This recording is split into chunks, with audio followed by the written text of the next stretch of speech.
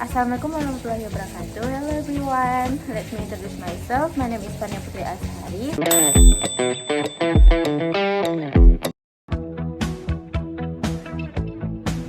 Pasti teman-teman pernah dengar celetukan, anak Gen Z gampang banget nyerah. Baru dikritik dikit langsung overthinking. Atau, anak zaman sekarang, kalau stres dikit, pasti langsung healing. You've probably heard people say that Gen Z give up easily and start overthinking after just a little bit of criticism. Or that kids that die when they feel a little stress immediately go healing. Lalu, teman-teman pasti pernah mendengar istilah generasi strawberry. Generasi yang kelihatannya cantik di luar tapi rapuh ketika menghadapi tekanan. And you've probably heard the term strawberry generation, a generation that look nice on the outside but is fragile when facing pressure.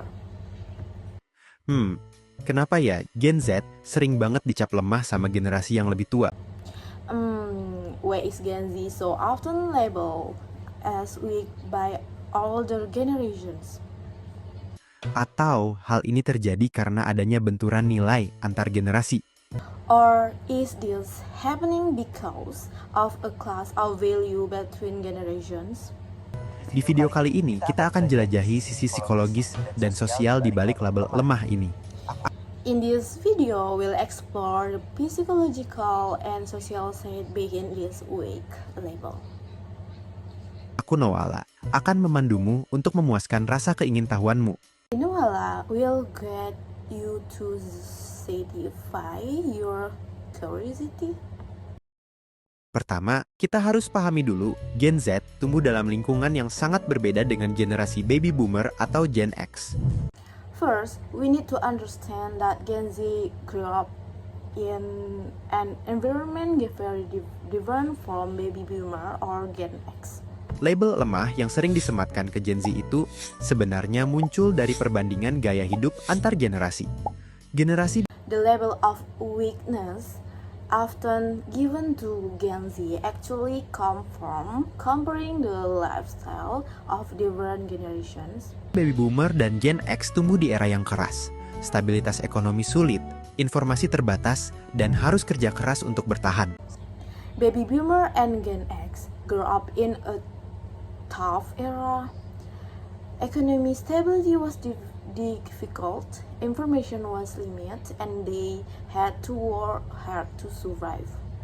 Sementara Gen Z tumbuh di era digital, serba cepat, penuh informasi, dan di satu sisi serba cemas. Meanwhile, Gen Z grew up in the digital era. Everything is fast, overflowing with information, and in many ways, anxiety inducing. Menurut Dr. Haim Ginott, dalam teori helikopter parenting yang banyak diteliti dalam psikologi perkembangan, generasi sebelum Gen Z sering dibesarkan dengan pola asuh yang lebih independen dan otoriter. According to Dr. Haim Ginott, in the helicopter parenting theory widely studied in developmental psychology, generation before Gen Z were often raised with more independence and authoritarian parenting styles. Sementara banyak Gen Z yang dibesarkan dengan pola asuh yang lebih protektif.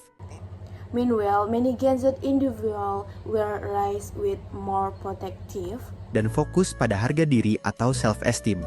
parenting that focus heavily on self-esteem. Dari kecil, mereka terus didengar dan dilindungi. Ini bagus untuk membangun kepercayaan diri. Childhood, they will constantly listen to and protect. This is good for building confidence. Tapi di mata generasi lama yang terbiasa tahan banting, ini bisa terlihat seperti manja. But the older generation were used to being tough. This may look like being spoiled. Nah, karena cara hidup dan pola asuh yang berbeda ini, maka cara menghadapi masalah tiap generasi pun beda juga. Because of the different lifestyle and parenting styles, each generation also handles problem differently. Tapi bedanya ini sering disalahartikan sebagai tanda kelemahan. But these different are often misunderstood as sign of weakness. Yang kedua, menurut penelitian dari The American Psychological Association tahun 2022, Gen Z adalah generasi paling cemas dibanding generasi lain.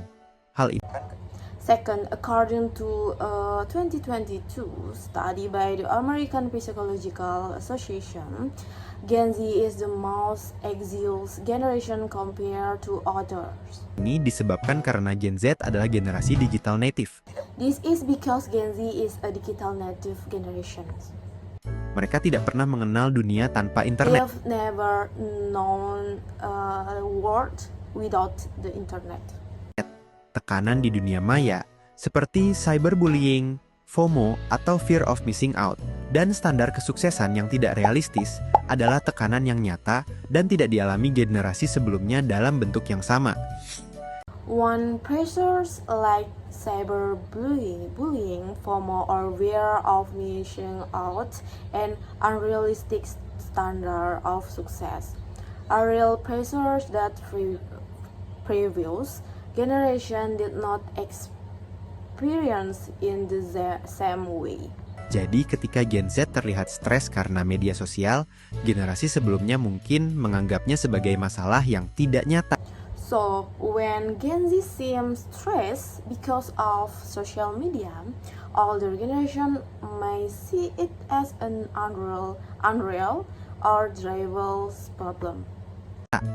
Selain itu, Gen Z lebih sadar akan krisis global seperti pandemi, resesi, dan perubahan iklim bikin masa depan terasa nggak pasti. Besides that, Gen Z is more aware of global crises such as pandemic, recessions, and climate change, making the future feel uncertain. Jadi, bukan karena lemah, tapi karena beban psikologis mereka jauh lebih kompleks, terutama di era informasi yang nggak pernah berhenti seperti sekarang ini. So it's not that they are weak, but that their psychological burden is far more complex, especially in today's not-stop information era. Menariknya, Gen Z justru dikenal sebagai generasi yang lebih sadar kesehatan mental. Interestingly, Gen Z is known as a generation that is more aware of mental health. Kalau dulu stres dianggap hal biasa, sekarang mereka berani ngomong, aku butuh bantuan, aku butuh istirahat. In the past, stress was seen as normal, but now they dare to say, I need help, I need break. Menurut riset dari Verywell Mind dan Harvard Health, Gen Z paling terbuka terhadap terapi dan self-care dibanding generasi sebelumnya. According to research by Verywell Mind and Harvard Health, Gen Z is the most open to therapy and self-care compared to previous generations. Buat sebagian orang tua, keterbukaan ini justru terlihat seperti kelemahan. Padahal sebenarnya ini bentuk kekuatan bahwa mereka berani menghadapi diri sendiri. For some parents, this opens actually look like weakness, when in fact it's from a strength because they are brave enough to face themselves. Dan menurut penelitian di Jurnal Psikologi Indonesia yang terbit tahun 2021, keterbukaan emosional ini justru meningkatkan resiliensi dan kemampuan beradaptasi terhadap stres. And according to a 2021 study in the Indonesian Journal of Psychology, this emotion often actually increases resilience and adaptability to stress. Hal ini tentunya akan menyebabkan adanya benturan nilai antar generasi. This naturally led to crises of value between generations. Apa yang dianggap kuat oleh generasi lama belum tentu sama definisinya bagi Gen Z. What older generations consider strong doesn't necessarily match Gen Z's definitions. Berdasarkan penelitian oleh American Psychological Association, atau biasa disebut APA, bagi generasi lama, kuat berarti diam dan menahan masalah. Based on research by the EPA, for older generations, strength means staying silent and enduring problems. Namun bagi Gen Z, kuat justru berarti berani mengakui kelemahan dan mencari pertolongan. But for Gen Z, strength means acknowledging weaknesses and seeking help. Apa yang disebut lemah oleh generasi lama sebenarnya adalah kesadaran akan kesehatan mental yang lebih tinggi. What older generation call weakness is actually a higher awareness of mental health. Gen Z lebih berani bilang, aku nggak baik-baik aja. Gen Z is more willing to say, I'm not okay. Dan itu adalah bentuk keberanian baru. And that is a new form of courage. Sebagai bentuk, mereka berani menghadapi diri sendiri dan lebih aware akan diri sendiri. It shows they dare to face themselves and are more self-aware. Lalu, berdasarkan studi dari LinkedIn atau Deloitte tentang tren kerja Gen Z, bertahan di pekerjaan yang toksik justru dianggap bodoh.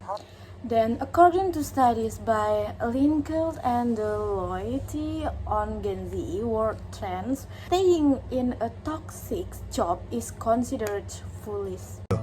Lain halnya dengan generasi baby boomer, mungkin bangga bertahan di satu perusahaan selama 30 tahun. Unlike baby boomers, who may be proud to stay in a same company for 30 years. Gen Z lebih loyal pada nilai-nilai pribadi, work-life balance, dan pertumbuhan diri. Sementara generasi sebelumnya, sikap ini bisa dianggap sebagai tidak setia dan cepat menyerah. Gen Z is more loyal to personal values, work-life balance, and self-growth. Meanwhile, to older generation, this attitude might look disloyal or easily giving up. Sekarang bayangkan, bagi generasi yang dulu berjuang dari nol, kerja keras tanpa banyak mengeluh itu tanda kekuatan. Now, imagine, for generation we used to struggle from nothing and work hard without complaining, that is a sign of strength. Tapi bagi Gen Z, keseimbangan hidup dan kesehatan mental justru jadi prioritas. But for Gen Z, life balance and mental health are the priorities. Jadi, yang terjadi bukan siapa kuat, siapa lemah, tapi benturan nilai hidup dan cara bertahan yang berbeda. So, the issue is not who's strong or weak, but a class of life value and survival strategies. Jangan salah, di balik stereotip lemah, Gen Z juga punya kekuatan luar biasa. Yang pertama, adaptif terhadap perubahan teknologi. Make no mistakes, behind the stereotype, Gen Z also has incredible strengths. First, they adapt quickly to technological change.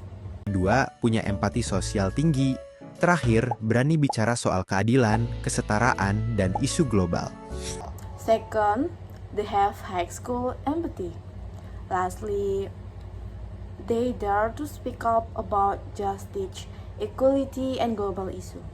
Penelitian dari survei Deloitte Global pada tahun 2024 bahkan menyebut Gen Z adalah generasi paling sadar nilai, paling peduli terhadap isu kemanusiaan dan lingkungan. 2024, the Deloitte Global Survey even state the Gen Z is the most value drive generation and the most concerned about humanitarian and environmental issue. Jadi mungkin mereka bukan lemah, tapi lebih peka dan manusiawi. So, maybe they're not weak, but more sensitive and more human. Jadi, setiap generasi punya caranya sendiri buat bertahan. Every generation has its own way of surviving. Gen Z bukan lemah. Gen Z is not weak. Mereka hanya berjuang di medan perang yang berbeda. They are simply fighting on a different battle. Medan perangnya penuh dengan tekanan digital, ketidakpastian ekonomi, dan kesadaran akan isu-isu global yang membuat cemas.